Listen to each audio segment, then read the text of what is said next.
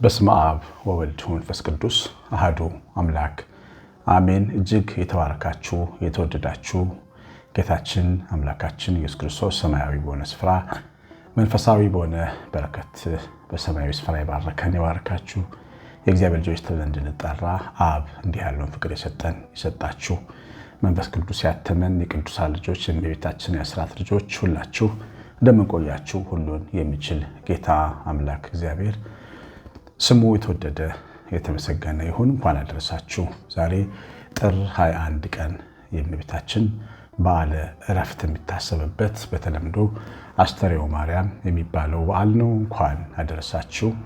ይሄ እንግዲህ በወርሃ አስተርዮ ወይም በመገለጥ ወር የሚከበር የእመቤታችን በዓል ስለሆነ አስተርዮ ማርያም ይባል እንጂ አስተርዮ የሚለው ስም ለወሩ የተሰጠ ከጌታ ልደት ጀምሮ መገለጡ የሚሰበክበት ጥምቀቱ የአብ የወልድ የመንፈስ ቅዱስ አንድነት ሶስትነት የተገለጠበት እንዲሁ ልደቱ ደግሞ ራሱን አምላካችን በስጋ ተወልዶ እንድናየው ያደረገበት መገለጡ የሚናገርበት የሚታሰብበት ወር ስለሆነ ነው አስተርዮ የሚባለው። በዋናነት ግን የእመቤታችንን ዕረፍት ነው የምናስበው። እመቤታችን ጌታችን ኢየሱስ ክርስቶስን ለማገልገል ስትጠራ 15 ዓመት ዕድሜ ላይ እንደሆነ ቅዱሳት መጽሐፍት የአበው የትውፊት መጽሐፍት ይነግሩናል። ያው ማንኛውም እስራኤላዊት ድንግል 15 ዓመት ሲሞላት ሙሉ እንደሆነች ይቆጠር ነበር። እንግዲህ ከዚህ የተነሳ መልአኩ ቅዱስ ገብርኤል ወደ ቤታችን በመጣ ጊዜ ብስራቱን ስትሰማ በዕድሜዋ በጣም ሕፃን ነበረች ማለት ይቻላል። 15 ዓመት የምትወልድበት ዕድሜ 16 ዓመት ይሆናል። ነገር ግን መንፈሷ በጣም የጎለመሰ የእግዚአብሔርን ምስጢራት የምትረዳ መንፈስ ቅዱስ ያደረባትና እግዚአብሔር ከእሷ ጋር የሆነ እንደነበረ ሉቃስ ወንጌል ምዕራፍ 1:26 ጀምሮ እንረዳለን። የእግዚአብሔር ጸጋ የተሞላች ነበረች። ዕድሜዋ ሕፃን ቢመስልም ግን ጸጋ እግዚአብሔር ደግሞ የእግዚአብሔር ስጦታ ሙሉ ነበረች እና የጌታን ሐሳብ ለመረዳት ጥንቅቅ ያለ እውቀትና ማስተዋል ነበራት።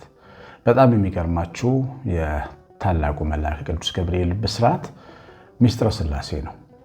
አብ ወልድን መንፈስ ቅዱስን በአንድነት በሶስትነቱ የሚገልጥ ትምህርት ነው። የልዑል ልጅ ይባላል በማለት ስለ እግዚአብሔር አብ ተናግሯል። ልጅ ስላለው አባት፣ ስለ ልጁ ደግሞ ስለ ኢየሱስ ክርስቶስ እንደዚሁ መወለድ ስለ ወልድ ተናግሯል።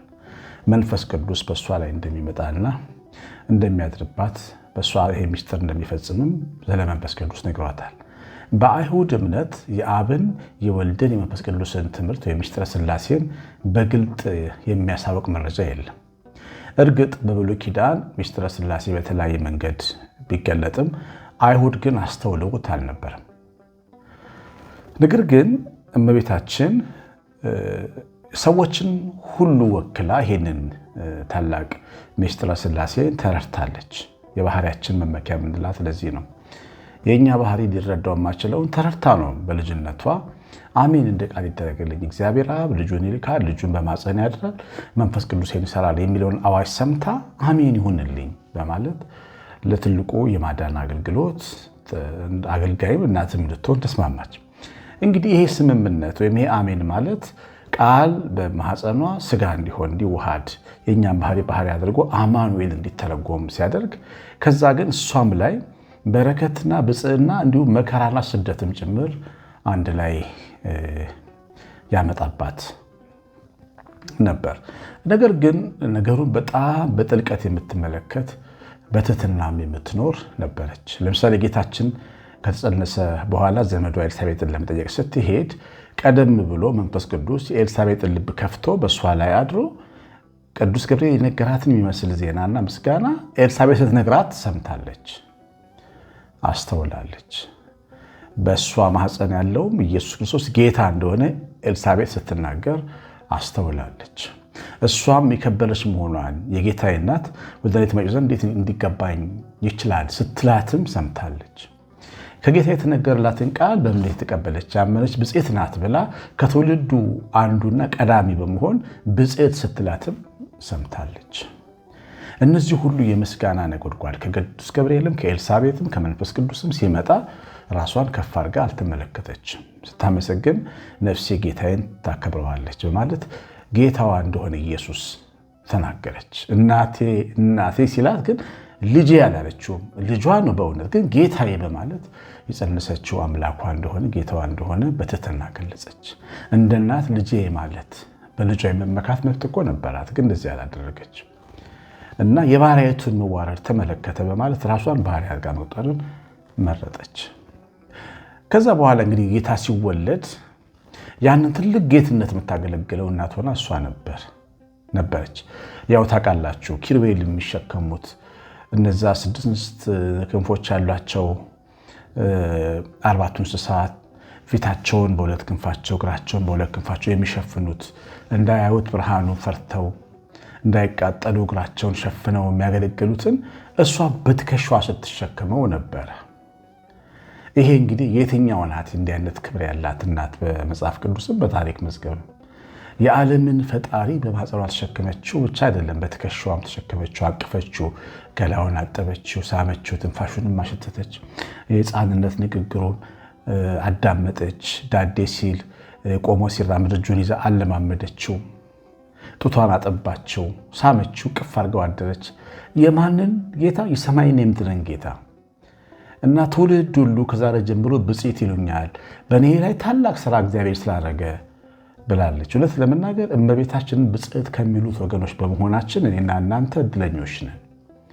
ምክንያቱም እኛ በእሷ ላይ የተሰራውን ነገር የማስተዋል ጸጋን መንፈስ ቅዱስ ሰጥቶናል ማለት ነው እና ብፅዕናዋ፣ ክብሯ ትሕትናዋን አልሸፈነውም፣ ግን ደግሞ በክብር ነበረች። ልጇን ጌታዋን ልጄ ትለው ነበረ፣ ትልከው ነበረ። እንጨት ሸከም ውሃ የሚቀዳላት ነበረ። ይሄ ሰማይ የምትሰግድለት ቶማስ ጌታዬ አምላኬ ብሎ ጮኸለትን ጌታ ልጄ ብላ ታዘው ነበር። ጳውሎስ ከፈረስ ላይ ወድቆ ሳውል ወድቆ ጳውሎስ የሆነበት የብረት መውጊያ የእመቤታችን ግን አገልጋይ ነበረ። ኢየሱስ ሁላችን ልናየው የምንናፍቀው በሰባቱ መቅረዞች መካከል በዮሐንስ ራዕይ ምዕራፍ 1 ላይ የቆመው እስከ እግር ጥፍሩ ድረስ ነጭ የለበሰው ደረቱን እንደ ካህናት አለቃ በወርቅ መታጠቂያ የታጠቀው ከዓይኖቹ እሳት ከፊቱም ፀሐይ የሚመስል መብራት የሚወጣው ከአፉ ስለታም ሰይፍ የሚወጣው ጌታ እግሮቹ የጋለ ናስ የመሰሉት ጌታ የእመቤታችን ልጅ ነው። ይህን እወቁ። ዮሐንስ ባየሁትም ጊዜ እንደሞተ ሰው ሆንኩ ብሎ የተናገረለት ክርስቶስ ለእመቤታችን ልጇ ነበር። እመቤታችን ዳግሚት ሰማይ ሁለተኛይቱ ሰማይ ተብላ ስትነገር ቃሉ በጣም የሚያንስባት ነው የሚመስል። ይሄ ሰማይ የማይሸክመው የሚደነግጥለትን ጌታ ነው የተሸከመችው እና ምድራዊት ናት፣ ግን ሰማያዊት መልክ ያላት መስላ ታየች። ምድራዊት ናት፣ አጭር ቁመት ጠባብ ደረት ናት፣ ግን በሰማይ ያለው ኪሩቤልን መስላ ታየች። እነዛን የእሳት ሰረገሎች መሰለች። ትከሻዋ ላይ ዓለሙን ሁሉ የሚመግብ ጌታ 3 ዓመት ታዝሏል። ይህን ሁሉ ታላቅ ነገር በእሷ ቤት አይተናል። ከዛ ጌታችን ወደ መስቀሉ ጉዞ ሲጓዝ አብራው ከሐዘን ጋር ተጉዛለች። ዘመኗ ዓመቷ 64 ዓመት ነበር። 64 ዓመት በጣም ትንሽ ዕድሜ ነው። ሐዘን ነው ዕድሜዋን ትንሽ ያደረገው። ከዓለም የሚደርስበት ተቃውሞ ልቧን ይበላው ነበር፣ ልቧን ያነደው ነበር። እሷ የወለደችው በብስራተ ገብርኤል የወለደችው ልጇን ታውቀዋለች፣ ያው እግዚአብሔር ልጅ እንደሆነ። የገሊላ ሰዎች ግን ዮሴፍ ልጅ ነው ብለው ሲንቁት ያየች ትቃጠል ታዝን ነበር። ወንጌል እያስተማረ እያለ አበደ የእብድ እናት ስትባል እና ልጅሽ አብዷል ተብለው ከምትኖርበት ቦታ ጎትተው ሲወስዷት ልቧ ያዝን ነበረ። ንጹሑን መደመጥ የሚገባውን ስሙት ያለችውን ጌታን ሰው አበደ ሲለው ታዝን ነበር። የገዛ ወገኖቿ፣ የተስፋው ባለቤቶች፣ የሕጉ ባለቤቶች፣ የካህናት ነገድ የሆኑ እስራኤል እንዲህ ሲሉት መዳን የሚገባው ሕዝብ መዳን አቅቶት በመድኃኒቱ ላይ አቃቄር ሲያወጣ ታዝን ነበረ። እውነት ባልገባቸው ሰዎች ልቧ ያዝን ነበር። በግፍ ተነስተው ይሰቀል ሲሉ ያገለገለቻቸው ካህናት፣ መጋረጃ ያሰፋችላቸው ካህናት፣ ውሃ የቀዳችላቸው ካህናት ተሰብስበው ልጇን ይሰቀል ብለው ሲያድሙ ልቧ ይወጋ ነበር። መንፈሳዊውን ነገር ብቻ የሚጠበቅበት ካህን አመፅን ሲመራ ብታዩ ምን ይሰማችኋል? ግደለው ሲል ብትሰሙ ምን ይሰማችኋል? መንፈሳዊ ነገር ብቻ የሚጠበቅበት አገልጋይ፣ መንፈሳዊ ነገር ብቻ፣ ፍርሃተ እግዚአብሔር ብቻ፣ ያህዌን ማገልገል ብቻ የሚጠበቅባቸው ካህናት ልጇን አሳድመው ይሰቀል ብለው እንደ ሕፃን በአደባባይ ሲጮሁ አይታ ነፍሷ በሐዘን ተወቅታለች። ልጇ ያለምንም በደሉ ንጹሕ ልጇ የእርግማን መስቀል ተሸክሞ 14 ጊዜ ሲወድቅ 14 ጊዜ ልቧ ተወቅቷል። በጥፊ ሲመቱት፣ ሲያዋረዱት፣ ሲተፉበት የወለዳችሁ እናቶች ታውቃላችሁ። ደግሞም የወለዳችሁ አባቶች ልጆቻችንም እንኳን በጥፊ መተውብን አይደለም ኃይለ ቃል ሲናገሩብን ለምን ብለን እኮ ትምህርት ቤት የምንሄደው። በጥፊና በበትር ሲመቱት፣ ምራቃቸውን ሲተፉበት ልቧ ይወጋ ነበር። ሺህ ጅራፍ ሲገረፍ ደሙ መሬቱን ሲሞላ የልጇ ደም መሬት ላይ ፈሶ ልቧ ይደማ ነበር። እርቃነ ስጋውን ሲያንጠለጥሉት መስቀል ላይ መስቀሉ ላይ ለኃጢአተኞች ቤዛ ሆኖ ደሙ ሲንዠቀዠቅ እያየች ልቧ ይቸነከር ነበር። እንደ በደለኛ ሞቶ ሲቀበር ከመስቀል ምስማር ነቅለውለት ቁስለኛው ሰውነቱን አጥበው ሽቶ ቀብተው ያን የመሰለ ፀሐይ የመሰለ ገላው በደም ተነክሮ ሲቀበር አይታ ልቧ አብሮ ያዝን ይቀበር ነበር። 64 ዓመት መኖሯ ለዚህ ነው። እመቤታችን ምን የነበረባት 500 ዓመት እንደ ማቱሳላ 900 ዓመት ነበረ። የዓለም ግፍ ግን ላኖራት አልቻለም። ስለዚህ እመቤታችን በ64 ዓመቷ አረፈች። እኛ ከሰጠናት ብፅዕና በላይ የወጋናት መውጋት ይበልጣል በምድር ላይ። በረከቷና ጸሎቷ ይድረሰን። በኋላ ግን እኛ በልጇ ደም ቁጣችን በርዶ ተረጋግተን ገብቶን ተምረን እናታችንን ብፅዕት እንላለን። ጠዋትና ማታ ውዳሴ ማርያም እናደርሳለን፣ ስሟን እናነሳለን። ለእመቤታችን ለመናገርም ለመዘመርም አንፈራ፣ ዞር ዞር ብለን አናይም። የሚያሳቀንም ነገር የለም። ስለ ልጇ ስለ ኢየሱስ ስለ መስከር አንፈራም። ስለ እመቤታችንም እናትነትና ክብር መስከር አንፈራም። ይገባታል። 64 ዓመት ሙሉ የእኛን ጉዳይ ስታገለግል ነው የኖረችው።